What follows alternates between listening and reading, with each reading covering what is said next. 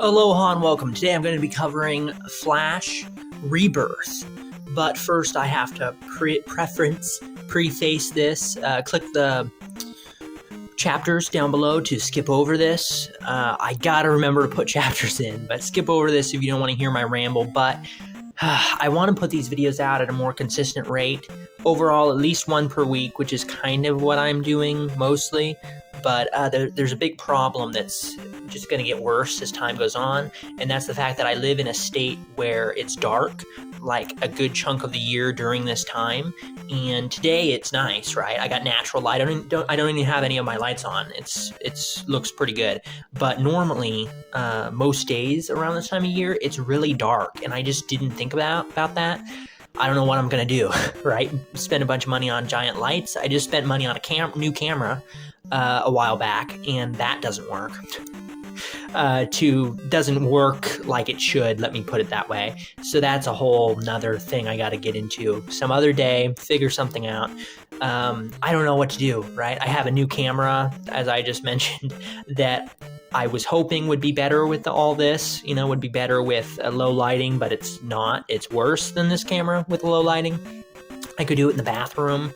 But other than that, I don't know. As you saw, you might remember from earlier on in my YouTube career, towards the beginning of this year, February or so, there were, a handful of videos that were shot in the dark. I tried to slowly go away from doing that, but if you go back to those videos and they look okay, definitely tell me, right? Should I just shoot them in the dark with lights on?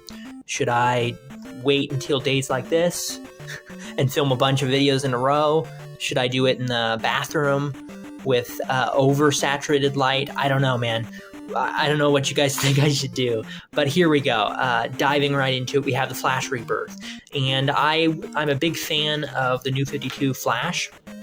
The New 52 Flash series, which we can see a random issue right here. This is one of the late issues I have, and I wanted to compare the art style with you guys. So this is issue 41 of the New 52's Flash, and here we go. The art is very, I don't know, it's like in between realistic and cartoony because it has certain line work and details that you wouldn't necessarily see in a purely cartoony kind of comic. It doesn't feel like, like an 80s very simplistic artwork. There's more detail than that, especially on the faces and such, but the color work and the way in which certain details are still lacking means that it's not all the way to the point of realism. It has kind of a unique vibe to it that DC seemed to have been using quite a bit around that time period, and although they've kind of moved to a different style nowadays, it depends on what book we're talking about, of course, there's still some similarities. And with the Rebirth series, which, this was 2015, this was near the end of the New 52 line. In 2016, they sort of rebooted, sort of didn't reboot the Flash with Rebirth. It was a rebirth.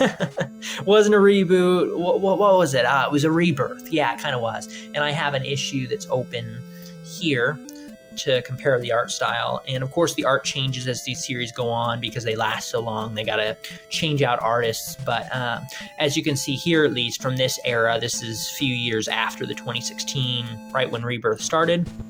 And you can see here it doesn't have Rebirth on the heading here, so I'll get into that in a little bit. But as you can see in the art here, it's much more cartoony. It almost reminds me of a Saturday morning cartoon that you would see on, I don't know, WB Kids, something like that. It's a bit more, there's a bit more detail than just that. There's a lot of kind of small details in terms of like wrinkles on people's clothing and muscle tone and so on and so forth. But it's, the colors seem more vibrant, which I like, and things still feel like there's a different kind of shading to it as well. I feel like I prefer the shading in the New 52 era, but the colors in this era. So I just kind of wanted to compare that because overall, I don't actually have a ton to say on these issues. This Pulls and Pickups might either be real short or, here's issue 1 here, this might be real short, or I may end up throwing other comics in here that aren't Flash related. You'll have to wait and see. So here we have a variant cover of issue 1. Hopefully this is, yeah, is that in frame? There you go. And we're moving on here. Issue 9. I picked up a huge lot of these on eBay back in like spring. Because I'm a big fan of the New 52 Flash, and I haven't finished that yet. I think I'll wait and pick up the rest of the issues I'm missing in that series before I read this. Here's issue 12. Love that cover there. Looks like he's running away from Reverse Flash, not exactly sure. But, I enjoyed the New 52 Flash quite a bit, so I picked up this because I got him for real cheap. It was like $20, $25, something like that, and I got, quite a few issues. I don't remember how many exactly.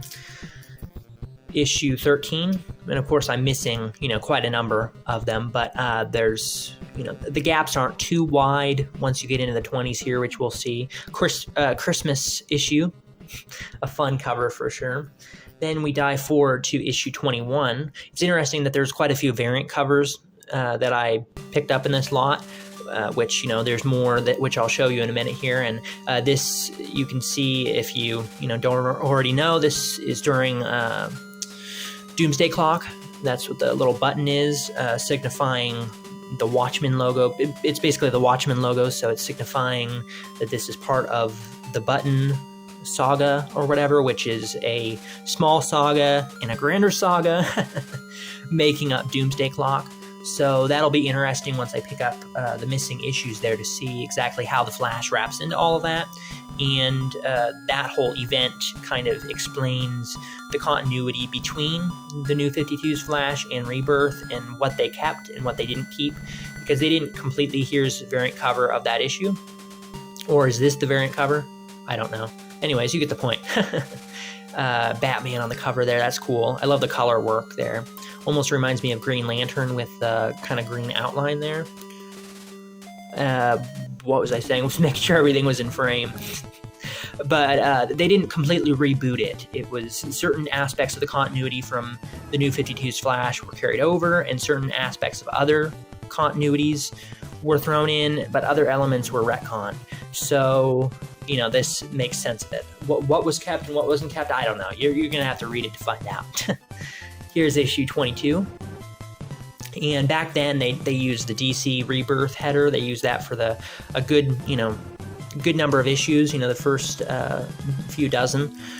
But they eventually got rid of that. I'm not a huge fan of it. It takes up a decent amount of the, cover and just kind of looks a bit gaudy, in my opinion. Not too good, I feel like the style with... Here's a variant cover of issue 22. Really like that cover. I feel like this kind of style where there's just the box up in the top left that tells you, the header or whatever. It tells you what the issue is, the price, what have you. I feel like that's much more efficient. Like you don't really need a whole... Here's issue 25. You don't need a whole strip right at the top and orbs distinguishing what it is. It's a bit too much in my personal opinion, but, I want to know what you think, right? Definitely tell me your thoughts in the comments below. I always love going through your comments. Sometimes it takes me a while to get to them. That's a cool cover. Sometimes it takes me a while to get to them, but it's always fun. Talking about various things. Issue 27. I haven't read these, so I don't have much to say. And as you can see, they're kind of, it seems like they're experimenting a bit. Sometimes when there's a story arc, they didn't necessarily have that black line up at the top, it seems, from what I can tell from the issues I have here. But here they're kind of mixing up the trade dress a little bit and making it more obvious that it's in the Running Scared story arc. And then we see with issue 33, we're jumping forward a bit. This is part of the Death Metal, Dark Knight's Death Metal tie-in. Part of that kind of overall saga, but it's in Bats Out of Hell. That's the actual line that it's in, the story arc that it's in. But as you can see, the trade dress changed once again, and I don't know if that's just because it's a Dark Knight's Death Metal tie-in, or if it just has to do with what they wanted to do in these early 30 issues. But when we jump forward to issue 38, they finally adopted that normal kind of trade dress that you'd expect that Marvel and DC have been doing for decades. You know, I don't know why they choose to change it every so often, but they seem to change it every so often. And there you go. We have the annual, which I showed off before. I don't know where this exactly fits in. I looked at the copyright before. I forget when it was. It was like 2018, yeah. So somewhere around here. And then we only have a few more issues to go. We got issue 39 here, celebrating 700 issues. So legacy numbering wise, it's 700 issues, but 39 of this series. And, you know, that's all well and good. This is the variant cover. That's all well and good, but what's funny is that not too long after, I don't remember if it was a year after or when exactly, they switched over to legacy numbering. Drives me nuts. I'm fine with either one, right? Do legacy numbering, don't do it, right? It's up to you, I don't care. But the inconsistency is what bothers me, because then after a certain number of issues, you know, you go 39, 40, 41, let's say it switches over at issue 42. I don't know what issue it switches over at, but let's say it switches over at issue 42. Then instead of 42, it's 700 and whatever. It's like, what? And again, it's not a big deal, but it's like, you know, consistency, right? If you wanted to do legacy numbering, then start with whatever it is. Let's say issue 1 of Rebirth was 7, let's say it was 6, what would it be roughly? 670. Let's say it was 670. 670, 671, 672, but don't go back and forth between the issue number of this series and how it fits in the overall legacy numbering of the entire pantheon of Flash issues. It's just crazy. And then here we have issue 45. What's interesting is it seems like it's one of those variant covers that just is meant to celebrate a hero's, you know, time in the genre, time on this planet, 80 years of Superman, but he's not actually in the issue from what I've flipped through and seen. It doesn't seem like he is. So it's once again just kind of an excuse to throw a character on a cover. Like, I'm all for that. That's another thing that kind of irks me. I don't have too much to say, so I'm gonna go with it. I love the pastel kind of lighting they're using there. That's cool, but that always kind of annoys me in modern day comics. You know, covers, in my opinion, have almost been devalued in a way, because there's plenty of variant covers that feature characters or things that don't actually happen in the issue, and it's just kind of misleading. You know, I get that they want to celebrate, you know, for example, with the Joker, with this right over here, perfect example, we have the 75th anniversary of the Joker. And that's all well and good, but why not only have variant covers featuring the Joker on issues that feature the Joker, right?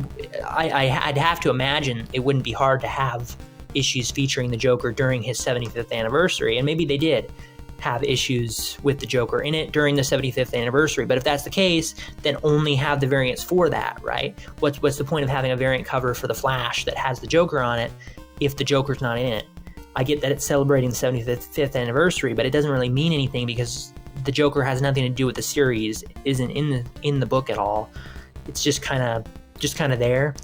And of course, you know, people that are used to that kind of thing, those kind of gimmicks or what have you in the comic book industry may not see it as a big deal, but from an outsider's perspective, it's just kind of confusing. And although I understand that that's not the case now, you know, that I can't trust the covers to figure out what the issue is going to be about, shouldn't I be able to trust the covers, right? Shouldn't that be the main way you can tell what the issue's about? Like, I don't know, man. So there you go. How long is this? This is long enough. Yeah, we're going to cut this short. There you go. Thank you for watching. This was me going through the various issues I picked up. Haven't read any of them, so I didn't have much to say in that regard, but there you go. Thanks for watching. If you like this video, tell me down below. Tell me what you think I should do in terms of the lighting situation. And there you go. Thank you for watching. Aloha.